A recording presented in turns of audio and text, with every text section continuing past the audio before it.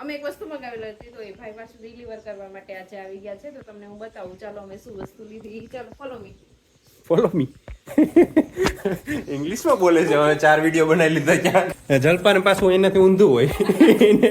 નરેશ અહીંયા શું કરી રહ્યા છે આપણે જોઈએ. શું કરો છો? છે તમારું મારા આજના નવા વ્લોગમાં. અત્યારે વાગ્યા છે 8:30 અને જો મારે બધી રસોઈ થઈ ગઈ છે અને દિત્યા અને એના પપ્પા હજી સૂતા છે કેમ કે રાતે મોડી સૂતી હતી એટલે હજી સૂતી છે, હજી ઉઠી નથી. અને મારે જો અહીંયા કપડાનો થઈ ગયો છે ઢગલો, વાસણ અને કપડાં હજી પલાળવાના બાકી છે. તો પહેલાં આપણે એ કામ કરી દઈએ. ત્યાં દિત્યા ઉઠી જ જવાની છે, મને ખબર જ છે. તો ફટાફટ આપણે એ પહેલાં કરી લઈએ, કપડાં પલાળી દઈએ ને વાસણ ઉટકી નાખીએ. ત્યાં તો દિત્યાબેન ઉઠી જ જવાના છે. ચાલો તો પછી મળીએ. ચાલો તો દિત્યાબેન પણ ઉઠી ગયા છે. દિત્યા જય શ્રી કૃષ્ણ, ગુડ મોર્નિંગ. તો દિત્યાબેન હજી તમારે કામ બાકી હતું તો દિત્યાબેન ઉઠી પણ ગયા અને ઉઠીને બ્રશ કરીને સીધા બેસી ગયા છે જમવા. આજે જવું છે ને આંગણવાડી ભણવા? હા. અને અહીંયા છે મમ્મી પૈસા ગણે છે. પૈસા ગણું ભાઈ. ગુડ મોર્નિંગ, જય શ્રી કૃષ્ણ. આજના નવા વિડીયોમાં તમારું સ્વાગત છે. દિત્યા કોઈને અડવા નથી દેતી. દિત્યા એના પૈસાની કાથરોટ ભરી લીધી છે. અહીંયા કોઈને જોતા હોય ઉછીના તો લઈ જાજો 2%.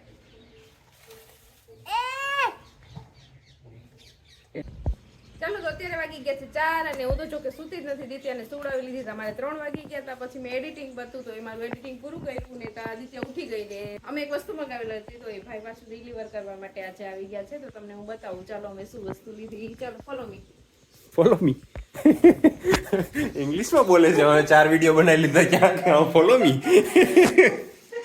કાઢીત્યા. તો ચાલો અમારી આ વસ્તુ છે એ આવી ગઈ છે. આમાં શું હશે તમે ગેસ કરો. ચાલો જી. તો અમે જે વસ્તુ મંગાવી હતી અમારી ઓનલાઈન વસ્તુ એ આવી ગઈ છે ને એમાં અમે મંગાવ્યું છે અમારું એસી.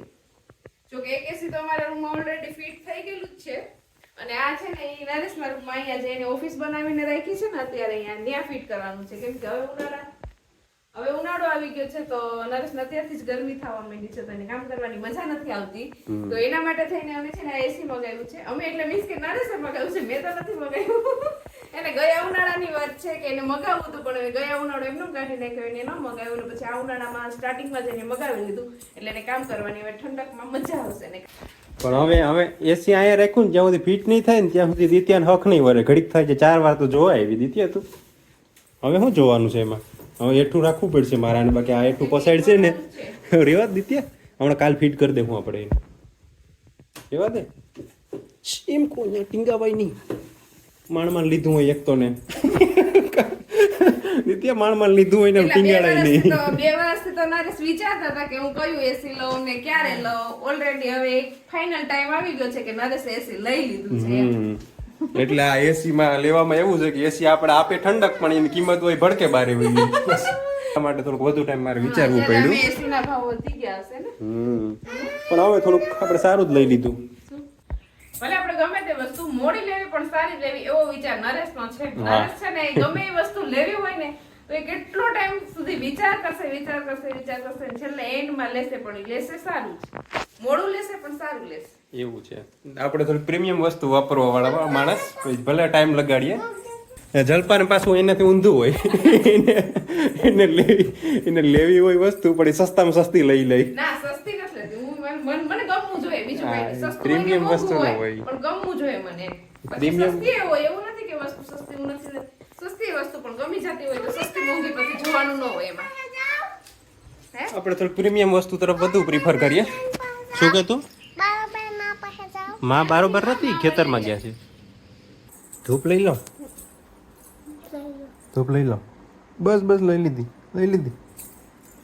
તો દિત્યા અગરબત્તી કરતી જાય ને ભેગું બોર પણ ખાતી જાય. પ્રસાદ લેતો જાય છે. પ્રસાદ પણ લેતી જાય છે ભેગો. વાહ. ચાલો તો અહીંયા શરદી થઈ ગઈ છે મમ્મીને દિત્યાને તો જો અહીંયા બાફનું મશીન ચાલુ કરીને બાફ લે છે. નાક બંધ થઈ ગયા છે. દિત્યા નાક ખુલી ગયા તારા કે લઈ લે તું એ બાફ ત્યાં લઈ લે.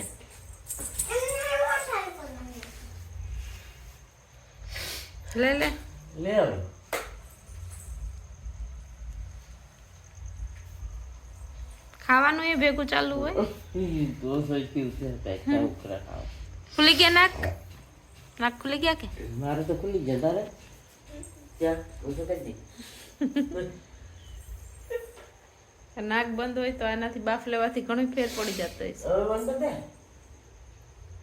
તો અત્યારે વાગી ગયા છે 9:30 અને અમે જમીને થઈ ગયા છે ફ્રી. દિત્યા અને મમ્મી બે મારા માસી જે અહીંયા ગામમાં રહે છે તો અહીંયા બેસવા વયા ગયા છે ને હું બસ જો ફ્રી થઈ હતી હું કાલ વિડીયો ને કરી દઉં ને. નરેશ અહીંયા શું કરી રહ્યા છે આપણે જોઈએ. શું કરો છો? કઈ નહીં, વિડીયો જોઉં યુટ્યુબમાં હું પણ બીજાના જે બીજા બ્લોગર હોય એના ને જલપાના ને બધાના વિડીયો જોઉં. ઘરના ના તો વિડીયો જોવા જ પડે ને. ઘરના ન જોવે તો પછી બહારના ક્યાંથી જોવે, એટલે ઘરના વિડીયો તો પેલા ઘરના એ જોવા જ પડે. સારું, તો આજે કઈ નથી લગ્નમાં જવાનું? આજ લગ્નમાં જવાની રજા છે, આજે થોડુંક વેકેશન રાખ્યું છે. જવાનું તો હતું આજે કા? કાલે જવાનું છે. ઠીક, કાલે જ લગ્ન છે, પરમ દિવસે છે.